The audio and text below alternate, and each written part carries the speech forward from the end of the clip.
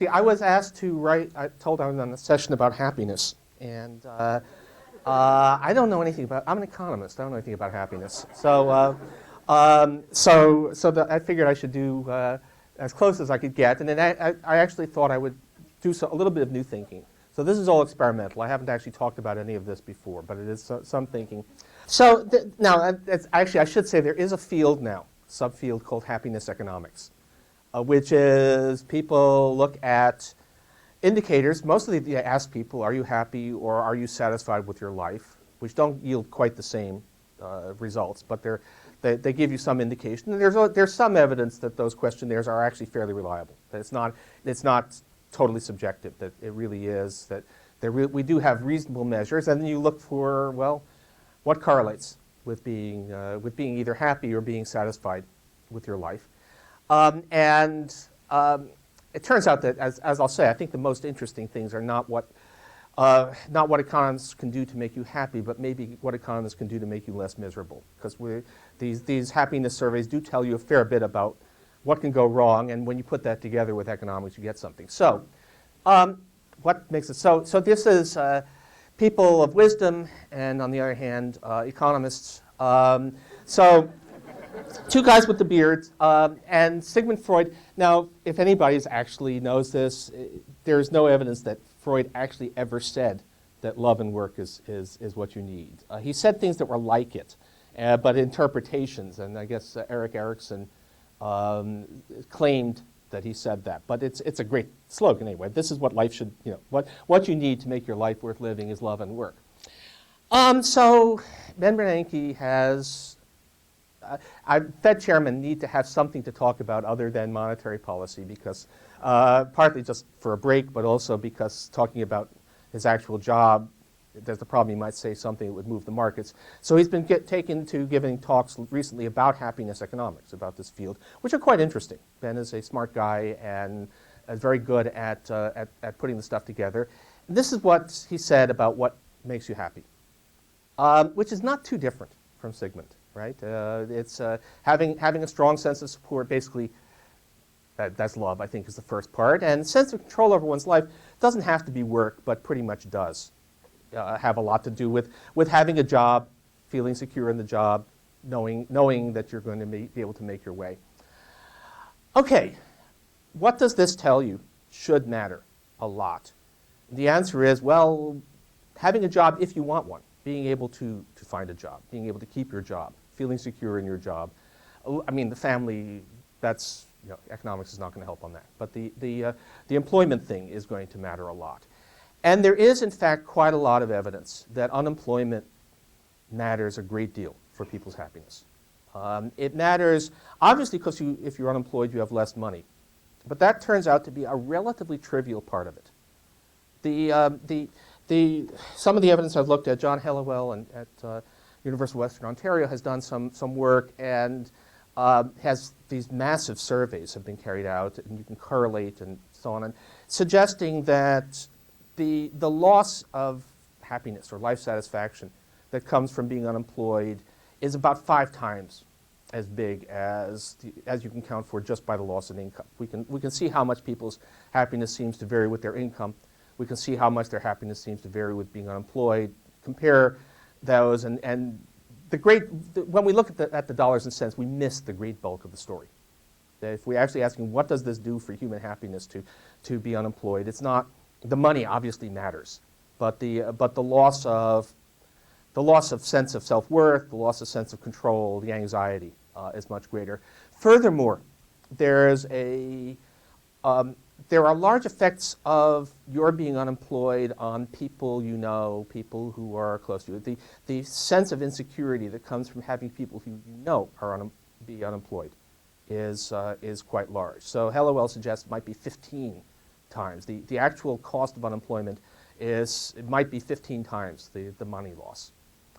So if we were looking for a way to really make people miserable, we would do something like this. So we've had the worst economic slump since the Great Depression. It's led to a large increase in the unemployment rate. Many people will point out the way we measure unemployment is is not a perfect indicator by a long shot. We count you as unemployed if you've been searching for a job, actively searching and unable to find one. That can miss in both directions. People may be searching for a job but really being picky, but more likely in the opposite direction, people who are not actively searching for a job because they can't, they know they won't find one, or people who have got a job but it's involuntary part. So okay, it's a pretty good indicator still. All of these measures, broader measures, tend to move in the same direction, with some exceptions. And the thing that's really true now is not simply that we have a high unemployment rate, but that we have long-term unemployment that is completely out of the experience of the last 70 years. You will not get anything like what we're seeing now unless you go back to the 1930s. We normally, so this is, the regularly collected numbers only go up to 6 months of unemployment. We do have, they're not as good, but we have some numbers on a year or more, being out of work for a year or more. Normally, it's very few people, a few 100,000 in this enormous country are out of work for a year or more. At this point, it's more than 3 million. Now, it was 4 million at the worst, so we're actually down a bit. But this is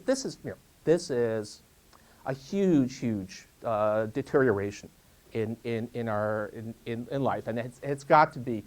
And so it's not just the fact that these 5 million people who've been out of work for more than 6 months have a much lower income. Their lives have fallen apart, and it's not just them. It's the people who know them, people who care about them, people who see themselves as being potentially in the same boat. Catherine Rampell at the Times had this great thing about the circles of pain from unemployment.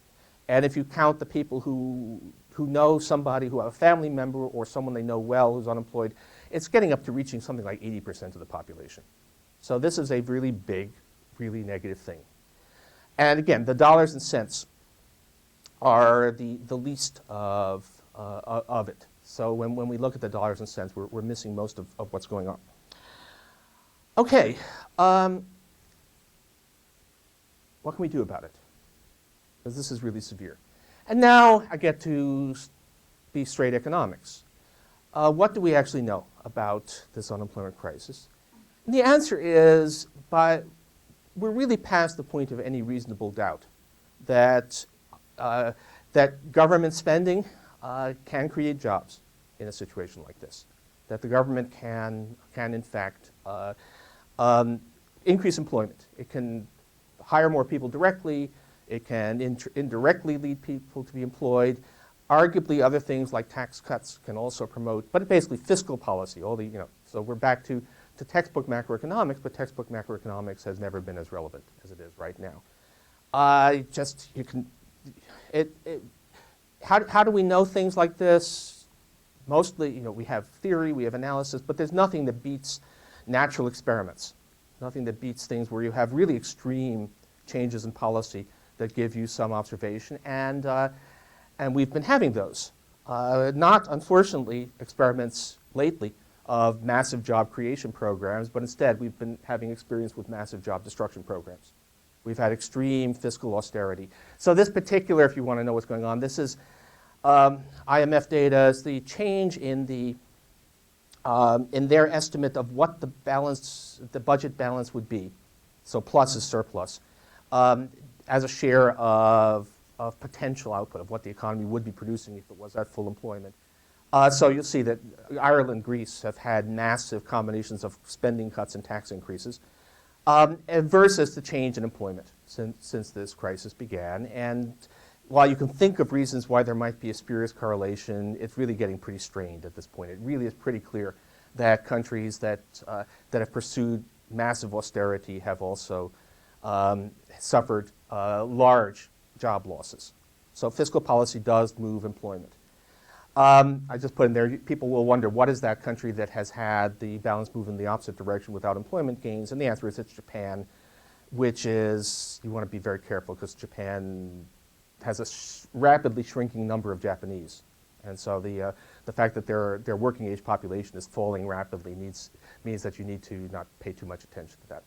So this is what works. Now, how does this bear on economic policy. If I'd done a chart like this any time in the last 70 years, it would not have looked the way this one does. And the reason it wouldn't have looked the way this one does is because we are in a very special circumstance. Partly that we have this extreme austerity, but mostly because we are a depressed economy, so depressed that the normal tool of stabilization, which is interest rates, doesn't work. The Fed has cut rates all the way to zero, and that's not enough. And so really what you're left with is fiscal policy. In normal circumstances, change of the government spending, whatever, can be offset, will be offset by what the Fed does, or in Europe, by what the ECB does, et cetera, but not now. Which means that now is a unique time when restrictive government policies destroy jobs. In other times, they could be offset with interest rate cuts. It's a time when expansionary government policies create jobs. In normal times, the expansionary policies would be offset by interest rate increases. So this is a special circumstance. Only now, only until the economy has recovered some more, is it true that these policies matter so much for employment. A lot of people, as you know from reading me over and over again in the Times, I think that there are very strong pure dollars and cents arguments for not cutting spending now, for spending more, not less. Those dollar and cents arguments come down to, look, we're losing a lot of potential output. We're probably harming the future. There's a lot of there's a long-term shadow that's cast by unemployment right now. Those workers who have been out of the workforce for a year may never get back in. Those students who are graduating with their expensively acquired degrees and massive loads of debt and are now working as a barista may never properly get launched on those careers, and those are our future taxpayers. So there's all these dollar and cents arguments that say that we should not be doing this austerity right now. But if you step back for a moment, that's actually that's a right argument. I think even if you only think in terms of the dollars, we shouldn't be doing this. But actually the far more important point is think about the damage we're doing to people's happiness.